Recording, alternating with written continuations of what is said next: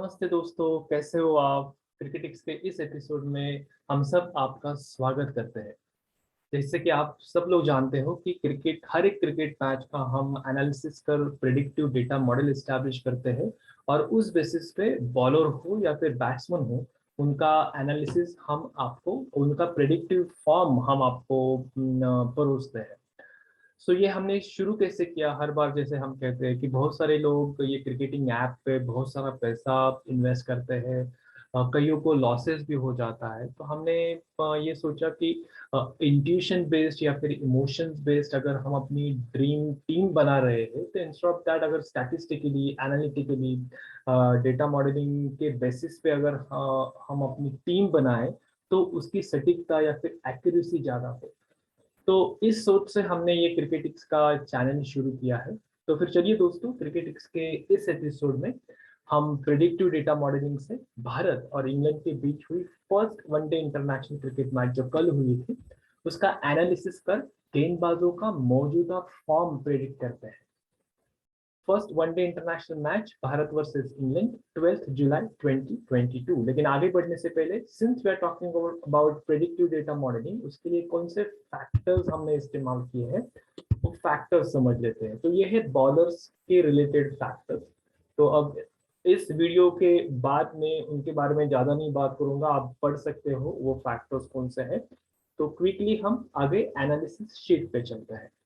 तो ये है फैक्टर्स, आप पॉज करके देख सकते हो। अभी एनालिसिस शीट पे चलते हैं। तो ये है हमारी एनालिसिस शीट। जैसे कि हम जानते हैं, ये है बॉलर्स, उन जिन बॉलर ने कल बॉलिंग की थी।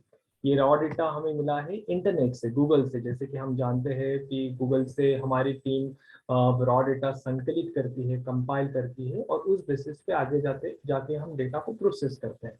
तो ये है रॉ डेटा, कितने ओवर्स डाले हैं, कितने डॉट बॉल्स दिए हैं, कितने चौके छक्के उस बॉलर ने दिए हैं, विकेट्स कितने लिए हैं, उसकी इकोनॉमी कैसी थी।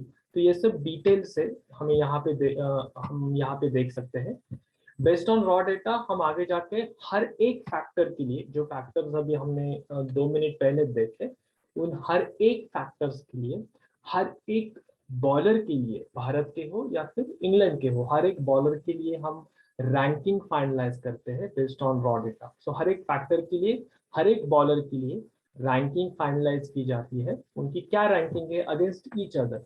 तो एक बार ये रैंकिंग आ जाए, तो बेस्ड ऑन रैंकिंग हम हर एक इंडिविजुअल को, हर एक बॉलर को हम कैटेगरीज में डालते हैं। सो वी कंपार्टमेंटलाइज देम और कैटेगराइज देम।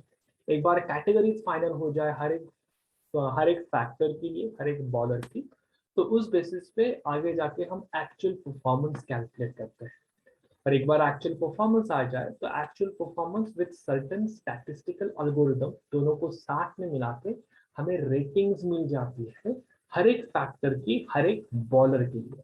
और ये यहाँ पे हम देख सकते हैं, यहाँ पे रेटिंग्स है हमारी। तो यहाँ पे तो हम 5 ही फैक्टर देख रहे हैं, बाकी के 2 फैक्टर कहाँ है। तो रॉ डेटा से हमें 5 ही फैक्टर के बारे में इंफॉर्मेशन मिलती है।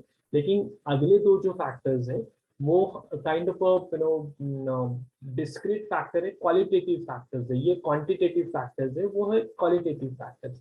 तो वो हम जब रेटिंग्स फाइनलाइज करते हैं और रेटिंग के बेसिस पे आगे जाके जब हम डेटा मॉडल एस्टैब्लिश करते हैं, वहां पे यूज करते हैं।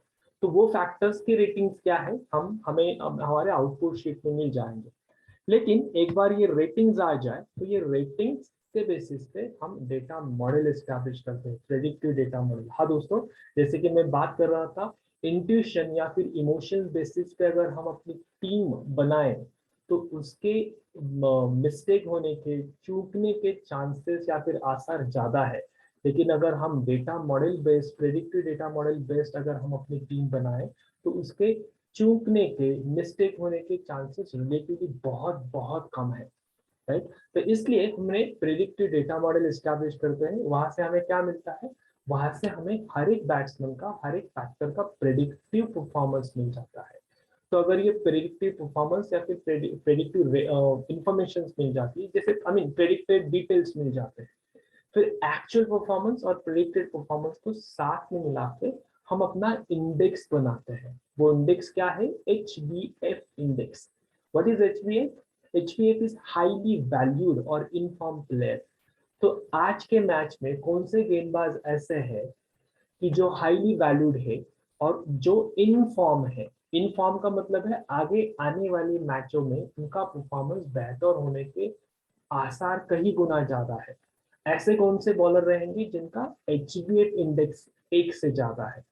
तो व्हाट इज दिस एचबीएफ इंडेक्स और 1.0 से किन बॉलरों का ज्यादा है, ये देखने के लिए हम आगे अपने डेटा मॉडल के आउटपुट पे चलते हैं। तो यहाँ पे हम आगे डेटा मॉडल के आउटपुट पे, जैसे कि हमने पिछले कई वीडियो में देखा रहेगा, ये है एक्चुअल परफॉर्मेंस, राइट। जो रॉ डेटा, फिर रैंकिंग, रैंकिंग से कैटेगरीज और कैटेगरीज से फिर हम कैलकुलेट करते हैं रॉ डेटा, ये actual performance. Actual performance with certain algorithm, statistical algorithm हमने रेटिंग्स में तब्दील करते हैं। यहाँ पे हम देख सकते हैं ये दो फैक्टर के रेटिंग्स हमने ऐड किए हैं जो क्वालिटेटिव फैक्टर्स है, ना कि जो हमें गूगल सर्च से मिले हैं। तो यहाँ पे बेस्ड ऑन स्टैटिस्टिकल एल्गोरिथम हमने ये कैलकुलेट किए हैं। ये दो फैक्टर, कौन से वो दो फैक्टर है, किस सिचुएशन में वो बॉलर बॉलिंग करने आया था, और अगर उसकी टीम ने मैच जीती हो तो उस जीत में उसका रोल कितना अहम था। तो ये हो गए 7 फैक्टर्स, और उन बेसिस पे हम आगे जाके प्रेडिक्टेड डेटा मॉडल एस्टैब्लिश करते हैं जहां से हमें प्रेडिक्टेड परफॉर्मेंस मिल जाता है। तो ये हो गया प्रेडिक्टेड परफॉर्मेंस, ये है एक्चुअल परफॉर्मेंस, ये है प्रेडिक्टेड परफॉर्मेंस। इन दोनों को मिला के हम अपना एचबीएफ इंडेक्स हर एक प्लेयर का फाइनलाइज करते हैं। तो यहाँ पे हम देख सकते हैं एचबीएफ इंडेक्स, जसप्रीत बुमराह हो, शमी हो, डेविड विली हो, या फिर टॉपली हो, इन सब का, या फिर इवन प्रसिद्ध कृष्णा हो, इन पांचों का एचबीएफ इंडेक्स 1 से ज्यादा है, 1.0 से ज्यादा है। इसका मतलब है कि वो हाईली वैल्यूड प्लेयर से, ना कि सिर्फ हाईली वैल्यूड, वो अच्छे फॉर्म में भी है, और आने वाले मैचों में उनका परफॉर्मेंस अच्छा होने के चांसेस कहीं गुना ज्यादा है। तो आगे जो मैचेस होंगे उनमें अगर हमें टीम बनानी हो तो इन प्लेयरों को आप प्लीज कंसिडर कीजिए, बिकॉज ये बेस्ड ऑन डेटा मॉडलिंग है। ठीक है, तो ये कौन से प्लेयर है, जसप्रीत बुमराह। जैसे कि हम जानते हैं कल के मैच में उनका परफॉर्मेंस भारत के किसी भी गेंदबाज का इंग्लैंड के खिलाफ सबसे बढ़िया परफॉर्मेंस था। इसके पहले आशीष नेहरा का था 2003 में, अभी जसप्रीत बुमराह के नाम पे है वो। फिर शमी शमी ने भी बहुत बढ़िया बॉलिंग की है कल, तो उनका भी 1 से ज्यादा है रेटिंग्स, या फिर HPF index, sorry not rating, HPF index. फिर बिली और टॉपली का भी है। तो यहाँ पे हम देख सकते हैं बिली और टॉपली का परफॉर्मेंस वहां पे है। फिर प्रसिद्ध कृष्णा ने भी अच्छी बॉलिंग की है, 5 से अराउंड 5 उनका उनका क्या इकोनॉमी थी, और एक इम्पोर्टेंट जो मोइन अली की इम्पोर्टेंट विकेट भी उन्होंने ली थी। लेकिन यहाँ पे हम देख सकते हैं प्रसिद्ध कृष्णा ने विकेट भी ली थी, फिर भी उनका स्कोर एचपीएफ इंडेक्स कम है डेविड विली और टॉपली से। ऐसा क्यों है? बिकॉज डेविड विली और टॉपली को एक भी विकेट नहीं मिली, बिकॉज इंडिया की एक भी विकेट नहीं गिरी थी कल। ठीक है, तो फिर भी उनका परफॉर्मेंस अच्छा क्यों है? बिकॉज वो जो बॉलिंग करने आए थे, एक मोमेंटम भारत के साथ था, सिर्फ 110 रन बना, 111 रन बनाए थे जीतने के लिए, तो मोमेंटम अपने साथ था। एक दूसरी चीज थी, उन्होंने बॉलिंग शुरू शुरू के ओवर्स में डाली जब 5 फील्डर ही सर्कल के अंदर होते हैं, right, that is the second thing. और उस सिचुएशन में भी टॉपली और बिली ने बहुत बढ़िया बॉलिंग डाली, उनका इकोनॉमी बहुत कम था, that too against the batsman like Rohit Sharma and that of Shikhar Dhawan. Rohit Sharma ने ज्यादा स्कोर अगेंस्ट ओवरटन और वो जो उनके उनके दूसरे बॉलर थे अगेंस्ट चार्ल्स करके थे, उनके खिलाफ उन्होंने ज्यादा रन किए। लेकिन टॉपली और विली जो शुरू में ही आए थे उनके खिलाफ रोहित ने आराम से खेला था बेस्ट। तो इसका मतलब है जहाँ पे चांसेस इन दो बॉलर के अगेंस्ट रन बनाने के ज्यादा थे, 5 ही प्लेयर्स अंदर थे, फिर भी इन दोनों ने सटीकता से बॉलिंग की है, और दैट इज वाई उनका रेटिंग, उनका एचबीएफ इंडेक्स प्रसिद्ध कृष्णा से ज्यादा है। सेकेंडली जब प्रसिद्ध कृष्णा बॉलिंग करने आए थे, जब भारत बॉलिंग कर रहा था, जसप्रीत बुमराह और शमी ने मोर देन 5 विकेट्स ली थी, तो almost match was done and dusted bye that time. जब प्रसिद्ध कृष्णा आए थे उन्होंने सटीकता से बॉलिंग की, एक विकेट भी ली, but by that time match was almost over, hardly I mean 5-6 wicket गिरे थे मेरे ख्याल से 30 या 35 रन के अंदर है। तो that means 99 out of 100 matches में जो बॉलिंग टीम है वही जीत पाएगी उस सिचुएशन में, तो उस सिचुएशन में वो आए थे। और हमारी सिस्टम ये सब चीजें कंसिडर करती है, राइट, और उस बेसिस पे अपना प्रेडिक्टेड मॉडल एस्टैब्लिश करती है। तो जसप्रीत बुमराह का 2.4 हो या फिर शमी का 1.86 हो, तो इसका मतलब सिर्फ उन्होंने विकेट अच्छी ली ये नहीं है, इसका मतलब है सातों स्कैनर थ्रू, जो हम 7 फैक्टर्स कर रहे हैं, सातों स्कैनर थ्रू जिन बॉलरों का HBF इंडेक्स 1.0 से ज्यादा है, उन बॉलरों ने सातों स्कैनर्स में बढ़िया काम किया है। तो उनकी इकोनॉमी हो, विकेट लेने की एबिलिटी हो, कम से कम 4 या छक्के देने की एबिलिटी हो, या फिर डिफिकल्ट सिचुएशन में आके बॉलिंग करने की एबिलिटी हो, या फिर मैच जितवाने में अहम रोल हो, इन सातों फैक्टर्स में उन्होंने अच्छा परफॉर्मेंस किया है, दिया है।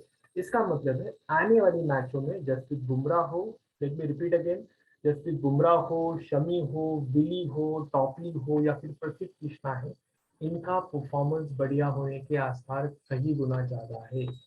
तो ऑन दैट पर्टिकुलर नोट, और बाय द वे ये सब हम डेटा मॉडल एस्टैब्लिश करते वक्त उस डेटा मॉडल की एक्यूरेसी भी समझनी इंपॉर्टेंट होती है। तो यहाँ पे हम देख सकते हैं इस डेटा मॉडल की एक्यूरेसी ऑलमोस्ट 98.88% है। अगर 90% से एक्यूरेसी ज्यादा हो तो वो बढ़िया मानी जाती है। तो इस बेसिस पे हम ये प्रेडिक्ट कर रहे हैं। तो ऑन दिस नोट, अगर आपको या ये है अपने 2 बिंदुएं, अगर आपको पढ़ना है तो आप वीडियो पॉज करके ये बिंदुएं भी समझ सकते हो, पढ़ सकते हो। So on this particular note, breath affects क्रिकेटिक्स की यह शिक्षा रंजन प्रस्तुति अगर आपको अच्छी लगी हो, तो हम आपको रिक्वेस्ट करते हैं कि आप प्लीज हमारा YouTube channel breath effects subscribe कीजिए, हमारा वीडियो लाइक कीजिए और अपने दोस्तों के साथ शेयर कीजिए, सो दैट अगर कल को जाके आप किसी गेमिंग ऐप में इन्वेस्ट करोगे तो ज्यादा सटीकता से इन्वेस्ट कर पाओगे। On that note, thank you so very much for your time. उत्कृष्ट भारत।